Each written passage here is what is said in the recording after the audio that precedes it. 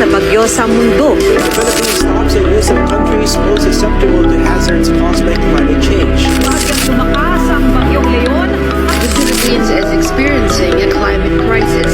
It is currently the most tropical cyclone visited country in the world, averaging to 20 tropical cyclones per year.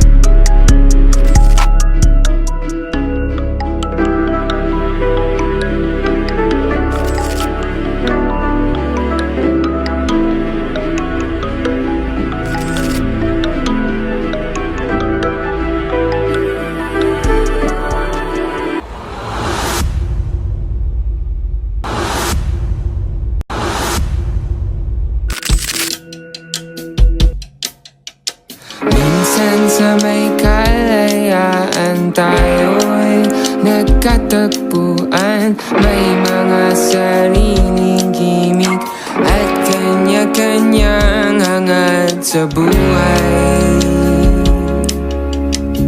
Sa ilalim ng isang bubong, mga sikretong ibinubulong. Kahit na anong mangyari, kahit na saan ka man patungo,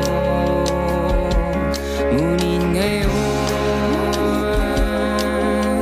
kay bilis maglaho ng kahapon. Sana'y huwag kalimutan ang ating mga pinagsamahan. At kung sakaling kipitin ay laging iisipin na minsan tayo ay naging tunay na magkaibigan.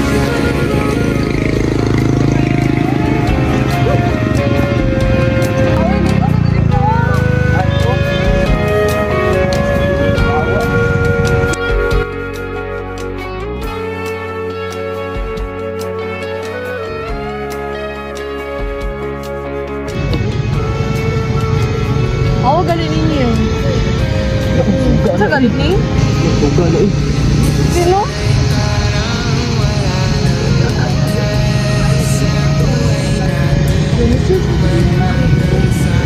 Diba? Karang di ako din kabuhatan. Pero inunda na ba? Karang hindi ka dapat mga basura. Eh?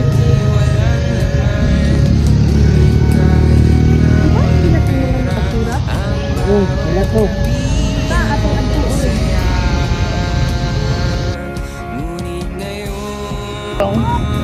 Siyempre, bakit? Di ba ka mo matunan? Lamig sa turang na? Ah, dili oy. Ingakit na nga. Tayo mo ni mo ba? Wala mo durot. Hindi ka taway. Mawet ba? Laoy. Kabalo ba mo nga ang paglabay o basura makakause og climate change? Laura ba? Ayaw na na. Bugo mo mo. Bakit naglabay? Wala may labay. Kita ka mo ni mo. Kaya-kaya ko. Next time, og namoy mga basura, ilabay natin sa sakto nga basura kayo. Alina ma. Ano nang lungaw ni mo?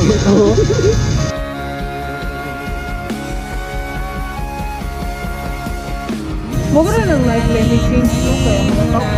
Tapos ang basura. Buhat ganun nga. Binidya ko sa mga ate.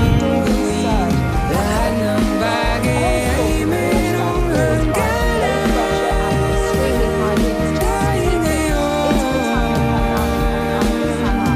tayo ay inilimot ng kahapon.